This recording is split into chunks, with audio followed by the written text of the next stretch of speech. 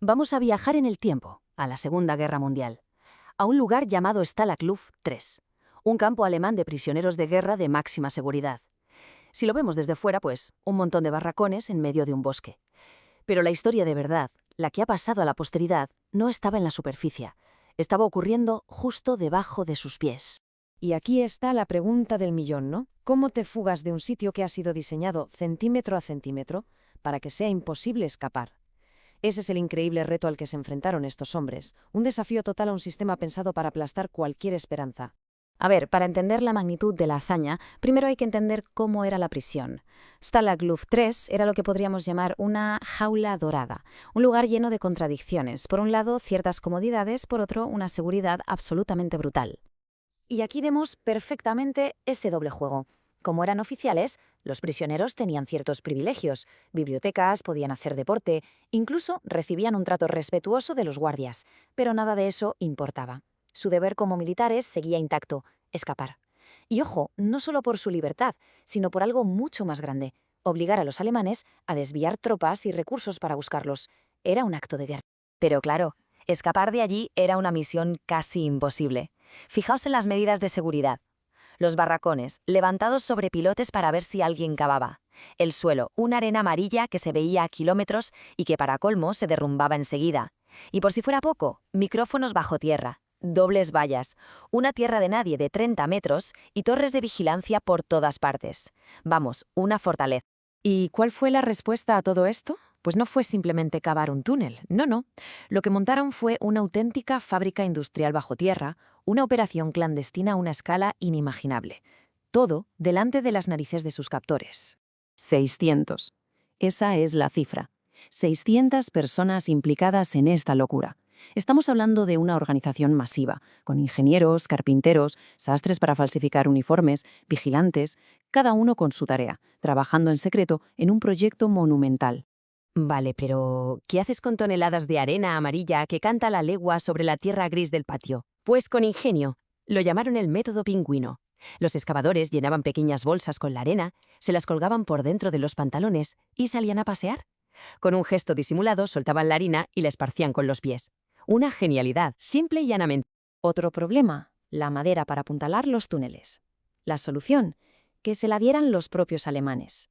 Los prisioneros rompían accidentalmente las tablas de sus camas, y como los alemanes tenían que mantener unos estándares, se las reponían. Sin saberlo, les estaban dando el material para construir la fuga. El propio comandante llegó a quejarse del gasto tan desmesurado. Increíble. Por supuesto, esto era un juego constante del gato y el ratón. Y el gato eran los hurones, guardias alemanes especializados cuyo único trabajo día y noche era buscar túneles, espiar y detectar cualquier cosa sospechosa. Un error, un descuido y todo el plan se venía abajo. La tensión debía ser brutal. Y al final pasó lo que tenía que pasar. En septiembre de 1943, los hurones encontraron uno de los 3 túneles, Tom.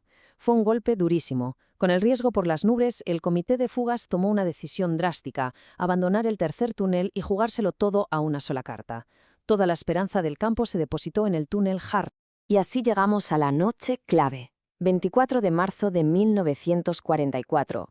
Después de más de un año de trabajo, todo se decidía en unas pocas horas de oscuridad.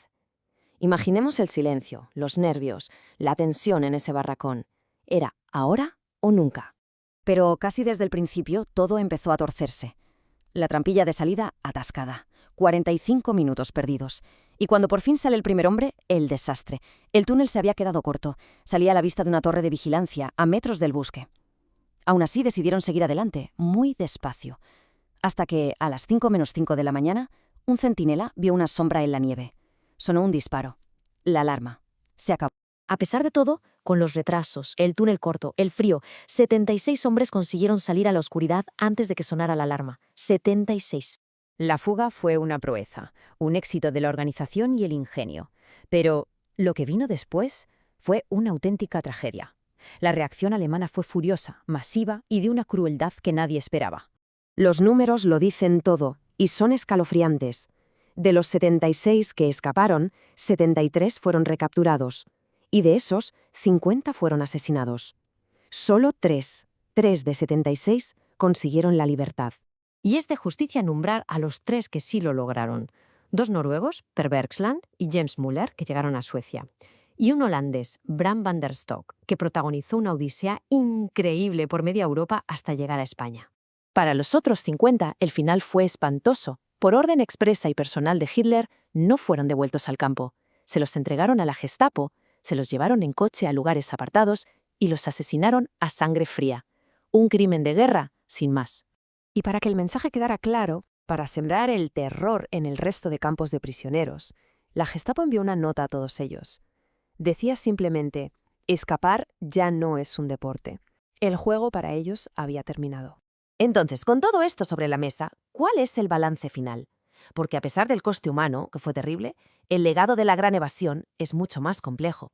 Y aquí volvemos a uno de los objetivos iniciales, ¿recordamos? La fuga provocó un caos monumental.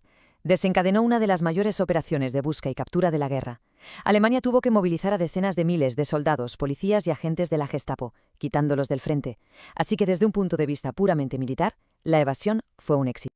Lo que nos lleva a la pregunta final. Una que es muy incómoda. La gran evasión fue un acto de valentía, de ingenio, absolutamente legendario. Pero el precio fue una masacre. Así que, ¿valió la pena? ¿El impacto militar justifica ese sacrificio humano? Es una pregunta que no tiene una respuesta fácil y que define el legado eterno de esta historia.